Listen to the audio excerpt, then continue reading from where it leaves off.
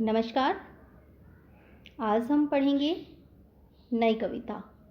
तो आज का हमारा ऑनलाइन कक्षा के अंतर्गत जो कक्षा का हमारा आज का जो विषय है वो है बीए थर्ड ईयर के पेपर फर्स्ट में नई कविता।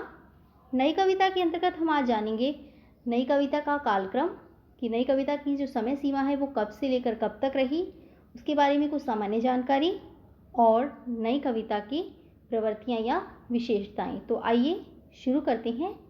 नई कविता की समय सीमा है 1954 से 1962 ईस्वी। 1954 से लेकर 1962 ईस्वी तक का जो समय है वो नई कविता का समय कहलाया, नई कविता का कालक्रम कहलाया। नई कविता हमारे हिंदी साहित्य के इतिहास में आधुनिक काल के अंतर्गत, उसके पद्य भाग के अंतर्गत आने वाला भाग है। तो आधुनिक काल के पद्य भाग में हुए भारतेंदु युग, इससे पहले हमने पढ़ा द्विवेदी युग, छायावाद, प्रगतिवाद, प्रयोगवाद, और उसके बाद आया नई कविता का समय 1954 से लेकर 1962 ईस्वी तक नई कविता।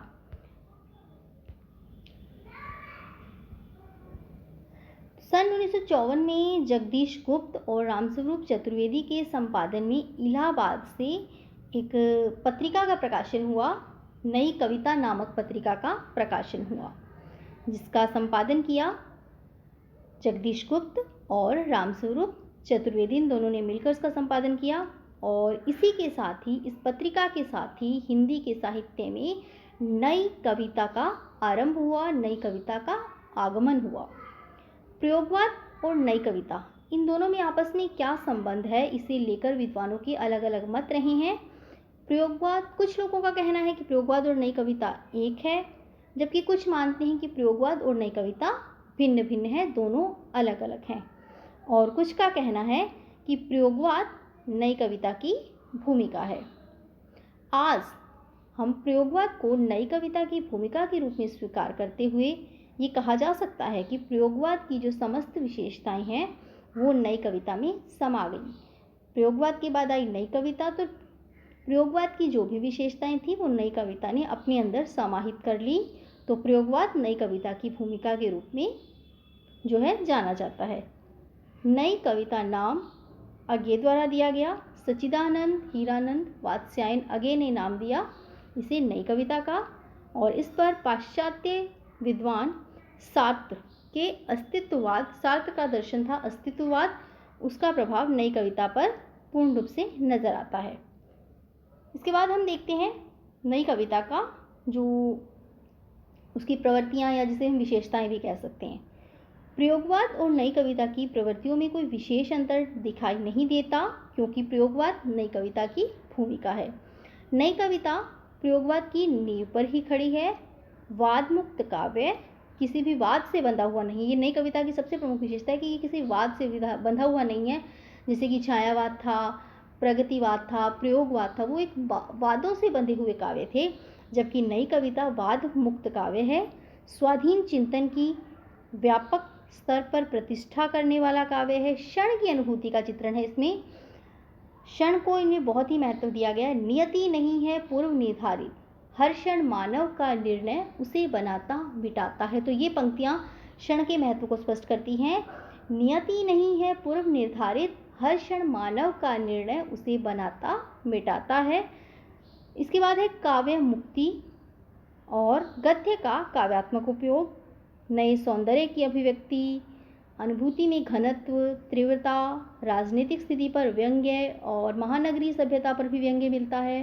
प्रतीक, बिंब, उपमान, मिथक, इन सब के माध्यम से तथा आदर्श से हटकर उन्होंने एक यथार्थ को लिया है। नए मनुष्य की, नई मानवतावादी वैचारिक भूमि की प्रतिष्ठा नई कविता की विशेषताओं में नजर आई है। ये उनकी विशेषताएं रही है। अब नई कविता की विशेषताओं पर हम एक चर्चा करते हैं, नजर डालते हैं। तो आइए, सबसे पहली विशेषता हम देखते हैं अनुभूति की सच्चाई तथा यथार्थ बोध।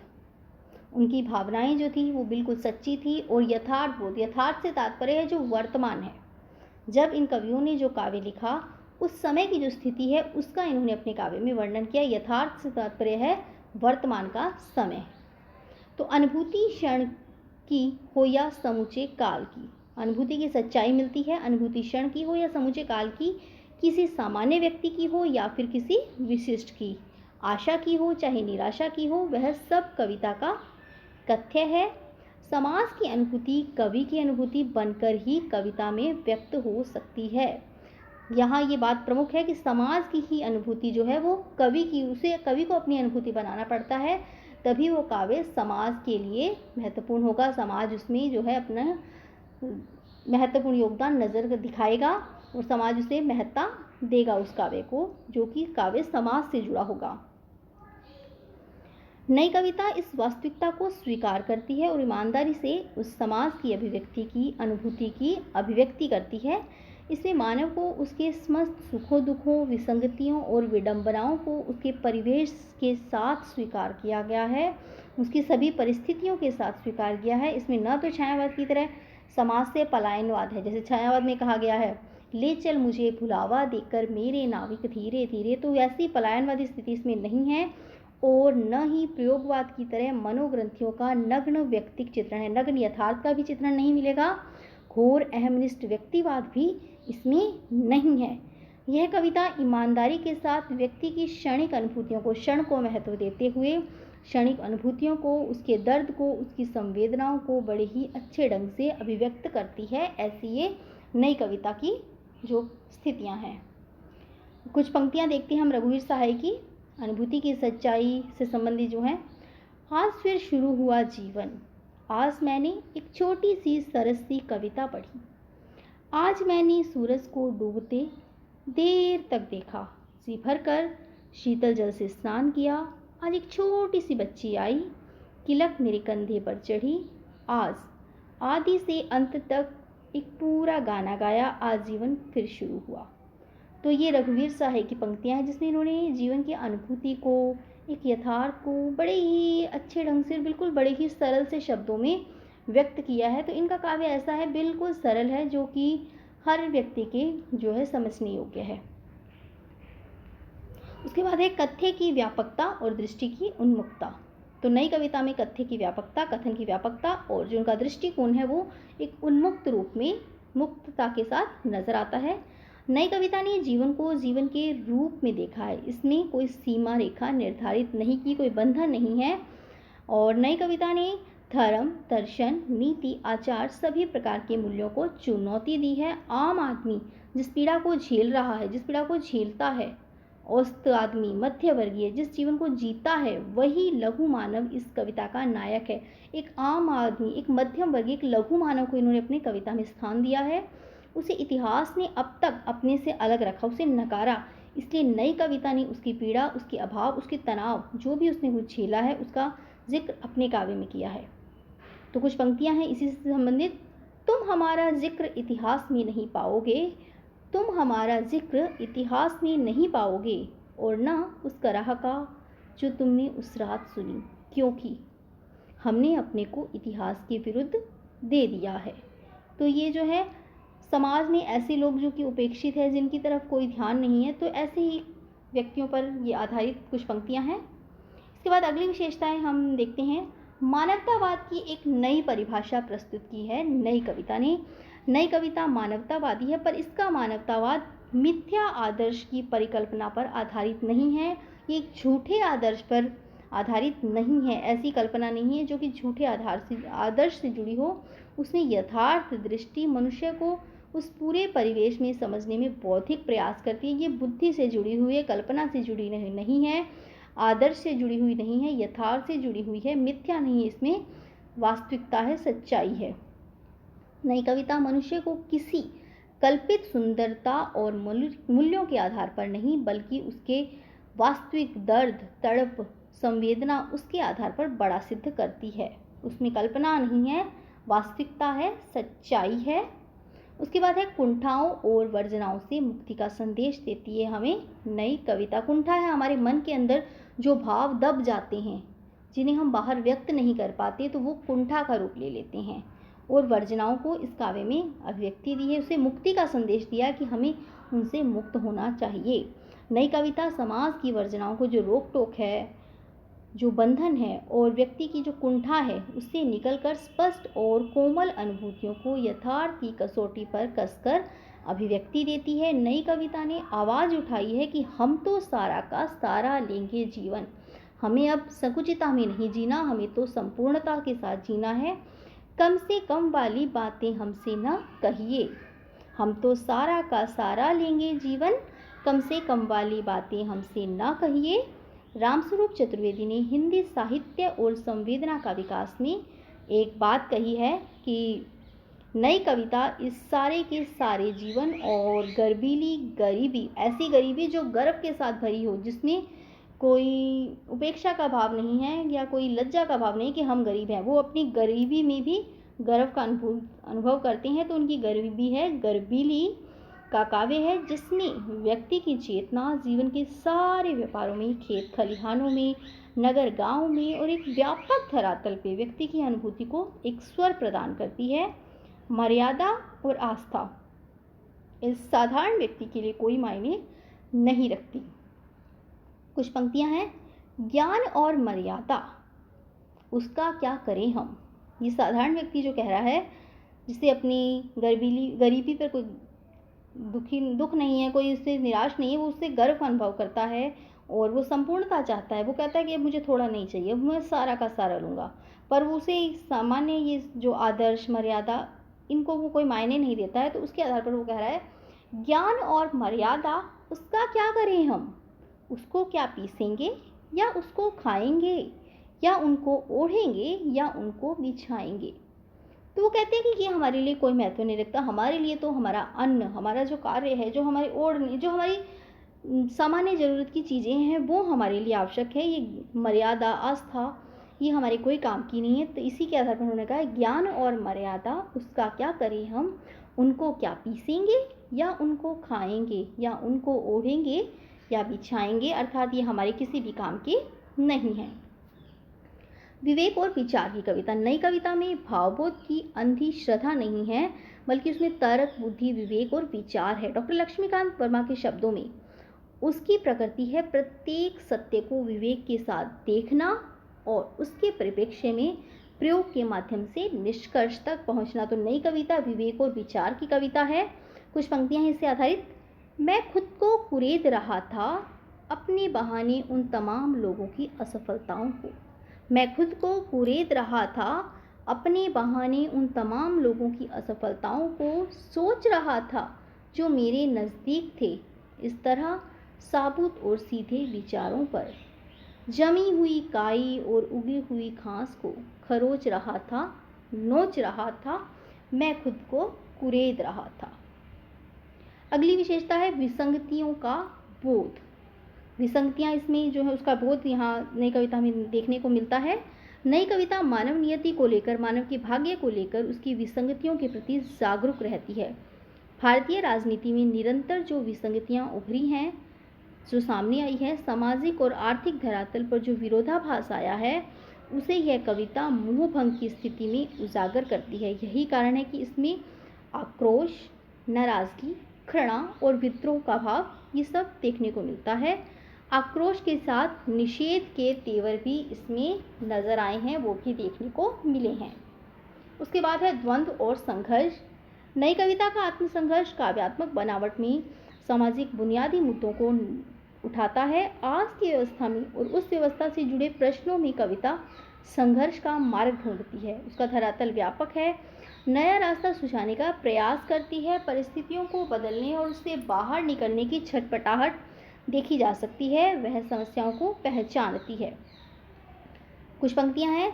जब भी मैंने उनसे कहा कि देश शासन और राशन, उन्होंने मुझे रोक दिया। वे मुझे अपराध के असली मुकाम पर उंगली रखने से मना करते हैं, अर्थात संघर्ष करने से या उसका विरोध करने से ये कहा गया कि वो मना करते हैं, तो ऐसा मुझे नहीं करना है। अगली विशेषता है परिवेश संबंधी सत्यों का प्रकटन, उसे व्यक्त करना। नई कविता ने समग्र जीवन की प्रामाणिक अनुभूतियों को उसके जीवन परिवेश में व्यक्त किया है। बदलते हुए संदर्भों में परिवेशगत परिवर्तन नगर जीवन में ही नहीं आए, बल्कि नगरीय यांत्रिकता का दबाव गांव के जीवन पर भी स्पष्ट दिखाई देता है। उस ओर भी मूल्यों का विखंडन हुआ है और जिंदगी में तनाव बढ़ा है। नई कविता ने केवल शहर के आदमी को ही नहीं तोड़ा, बल्कि गांव के आदमी को भी गांव से बेगाना कर दिया है, अलग कर दिया है। तो कुछ पंक्तियां इसी से संबंधित। याद आते हैं गली चौपाल कुत्ते मेमने मुर्गे कबूतर। याद आते हैं गली चौपाल कुत्ते मेमने मुर्गे कबूतर, नीम तरु पर सूख कर लटकी हुई कड़वी तुरई की बेल, टूटा चौतरा उखड़े ईंट पत्थर। तो ये सब एक गांव की स्थिति को व्यक्त करते हैं, किस प्रकार से जो व्यक्ति अपने गांव से भी बेगाना होकर उसे याद करता है। यथार्थ की पीड़ा का चित्रण। नई कविता वास्तव में व्यक्ति की पीड़ा की कविता है। प्रयोगवादी कविता में जहाँ व्यक्ति के आंतरिक तनाव द्वंद्व को घेरा गया, वही नई कविता में व्यापक सामाजिक यथार्थ से जुड़ता है। ये समाज से जुड़ी कविता है, अपने अनुभव के सत्य को कभी बाहर के संसार के सत्य से जोड़ता है। इससे नई कविता का जो काव्य अनुभव है पुरानी कविता के काव्य अनुभव से बिल्कुल अलग नजर आता है। नई कविता वादमुख कविता, जैसा कि हमने पहले पढ़ा कि नई कविता किसी भी वाद से बंधी हुई नहीं है। यह नई कविता की सबसे बड़ी विशेषता है। यही कारण है कि प्रगतिवादियों ने भी नई कविता की धुन में कविता लिखना शुरू कर दिया था। व्यंग्य। नई कविता में व्यंग्य भी विभिन्न रूपों में इसकी अभिव्यक्ति हुई है, नजर आया है। इसका क्षेत्र बहुत ही व्यापक रहा। किसी भी क्षेत्र में हो रहे शोषण, चाहे वो राजनीतिक क्षेत्र हो, धार्मिक क्षेत्र हो, सामाजिक हो, आदर्शता, किसी भी क्षेत्र का जो चित्रण है नग्न, उसमें जो व्यंग्य है, इन्होंने व्यंग्य के माध्यम से उसे अपना व्यक्ति दी है, उसमें पैनी धार चलाई है, पैना तीर चलाया है। तो महानगरीय सभ्यता पर भी एक व्यंग्य है जो आगे की कविता में देखने को मिलता है। आगे की कविता है सांप। उसमें उन्होंने महानगरीय सभ्यता पर व्यंग्य करते हुए कहा है, सांप तुम सभ्य तो नहीं हुए, सांप तुम सभ्य तो नहीं हुए, नगर में बसना भी तुम्हें आया नहीं। एक बात पूछूं उत्तर दोगे, कहाँ से सीखा डसना, विष कहाँ से पाया। तो ये आगे की कविता है, सांप कविता से लिया गया पंक्तियां हैं और महानगरीय सभ्यता पर इसमें व्यंग्य नजर आता है। और सांप जो यहाँ है वो नगर में रहने वाले व्यक्ति का प्रतीक रूप है। इसके बाद है सौंदर्य बोध। नई कविता का सौंदर्य शास्त्र, उसके सौंदर्य बोध निश्चय ही अनेक संदर्भों में व्यापक हुए हैं। उनमें सच्चाई, टकराव और मोहभंग की स्थिति नई चेतना के रूप में आई है। यह कविता आध्यात्मिक और दार्शनिक विषयों से भी अब परहेज नहीं करती। इसमें फिर से पेड़ पौधे, पक्षी, माँ, गांव, शहर, वतन, रोमांस, प्रेम, प्रकृति आदि सब का समावेश किया गया है। सब कुछ मिलता है इसमें। अनुभूति को नए पंख लगे हैं और उसके काव्य में नए रूप धरे हैं। यह है सौंदर्य बोध। उसके बाद अब आ गए हम कला पक्ष, जिसके अंतर्गत देखेंगे नई कविता की भाषा। नई कविता भाषा के क्षेत्र में आधुनिक बोध के साथ बढ़ती है। नई कविता की इस नई भाषा में गद्यात्मकता के प्रति विशेष लगाव है। इनकी जो कविताएं हैं वो बिल्कुल ऐसे लगता है कि जैसे हम गद्य ही पढ़ रहे हैं। उसमें काव्य जैसी क्लिष्टता या काव्य जैसा कठिन रूप नजर नहीं आता। बहुत ही सरल कविताएं हैं जो कि एक बार पढ़ने में ही समझ आ जाती हैं। जैसे कि अभी पिछले उदाहरणों में हमने देखा तो कुछ कठिन उदाहरण नहीं थे। तो नई कविता की जो भाषा है वो बिल्कुल गद्यात्मकता लिए हुए है। कहीं कहीं कविता गद्य का एक प्रतिरूप ही बन गई है। ऐसा लगता है कि जैसे हम गद्य ही पढ़ रहे हैं, काव्य नहीं है। अलंकृत भाषा को नई कविता में बहिष्कृत किया गया, क्योंकि अलंकृत भाषा सभी पाठक नहीं समझ सकते, तो इसलिए अलंकृत भाषा को इसमें बहिष्कृत किया गया है। बिल्कुल सपाट शब्दों में अभिव्यक्ति से इसकी अभिव्यक्ति हुई है। बिल्कुल सपाट शब्दों में अभिव्यक्ति की गई है, सपाट बयानी है। और नई कविता का शब्द संसार भी बहुत ही व्यापक है। इसमें संस्कृत, हिंदी, उर्दू, अन्य भाषाओं के, बोलियों के, अंग्रेजी के सामान्य सभी प्रकार के शब्द हैं। कई जगह नई विशेषणों और क्रियापदों का भी निर्माण किया गया है, जैसे कि रंगीला, चदिमा, लंबियाना, उकसती, बिलवान, हरियाव, ये सब जो है नए विशेषण और क्रियापद हैं। तो इस प्रकार से कह सकते हैं कि भाषा के रूप में जो नई कविता है बिल्कुल सपाटता लिए हुए गद्यात्मकता है और अलंकृत नहीं है। विज्ञान, धर्म, दर्शन, राजनीति, समाजशास्त्र, इन सभी शब्दों का इसमें प्रयोग मिला है। जन भाषा में सूक्ति, लोकोक्ति, मुहावरों का भी प्रयोग नजर आया है। लोकधुन और लोकगीत भी मिलते हैं। प्रतीक के रूप में देखें तो नई कविता में नवीन और प्राचीन दोनों ही तरह के प्रतीक चुने गए हैं। नए प्रतीकों में जैसे कि भेड़, भेड़िया, अजगर जैसे शब्दों को ये जनता के रूप में, सत्ताधारी के रूप में, किस प्रकार से वो जनता का शोषण कर रही हैं। भेड़ें जनता के रूप में हैं और भेड़िया जो है वो सत्ताधारी जनता लोग हैं जो कि जनता का शोषण कर रही हैं, उसे मार रही हैं, असगर वर्ण व्यवस्था, इन सब के प्रतीक के रूप में नजर आए। इस प्रकार से एक प्रतीकात्मकता जो है नवीन रूप में देखने को मिलती है। बिंब, व्यक्तिगत और सामाजिक दोनों ही तरह के बिंब इस कविता में मिलते हैं। पौराणिक और ऐतिहासिक बिंब नए अर्थ और संदर्भ में लोक संस्कृति के साथ उदित हुए हैं, सामने आए हैं। छंद के रूप में देखें तो मुक्तक छंद है और नई कविता मुक्तक छंद में अपनी संवेदनाओं को, अपने विचारों को अभिव्यक्त करती है छंदों में। तो ये हमने पढ़े नई कविता की सामान्य विशेषताएं, जैसे कि कुछ भाव पक्ष में, कुछ कला पक्ष में। ये था हमारा नई कविता। और इसमें हमने अब उपमान भी देखें तो नई कविता में जहाँ अलंकारों का बहिष्कार हुआ है, वहीं नए उपमानों का प्रयोग भी उसमें देखने को मिलता है। नई कविता में आटे की खाली कनस्तर जैसी चीज़ों को भी उपमान के रूप में लिया गया है। और बड़ी ही व्यक्ति दी गई है कि प्यार इश्क खाती है ठोकर आटे की खाली कनस्तर से। तो जो प्रतीक लिए हैं, जो उपमान लिए, बिल्कुल अनोखे निराले प्रतीक और उपमान है नई कविता में। अपने आसपास के फैले हुए वातावरण, वस्तुओं को कवि उपमान बनाकर प्रस्तुत करता है, जैसे कि बिल्कुल सामान्य। अब देखो ये पंक्तियां देखिए, उंगलियों में एहसास दबा है सिगरेट की तरह, उंगलियों में एहसास दबा है सिगरेट की तरह, तथा सन्नाटा लटकी हुई कमरे की कमीज और हैंगर सा झूल रहा है। किस प्रकार से इन्होंने अपने एहसासों को, सन्नाटे को कितने अलग तरह के उपमानों से व्यक्त किया है कि उंगलियों में जो एहसास है वो है दबा हुआ, सिगरेट जैसे हाथों में लिए वो एहसास है, सन्नाटा जो कमरे में फैला हुआ है वो ऐसा लग रहा है कि कमरे में कमीज़ और हैंगर हैं टंगे हुए। तो वह बड़ा ही अनोखा चित्रण देखने को मिलता है नई कविता में ये। धन्यवाद। तो आज का हमारा जो है कक्षा यहीं समाप्त होती है। आगे की कक्षा में हम काव्य का कुछ भाग लेकर आएंगे। धन्यवाद।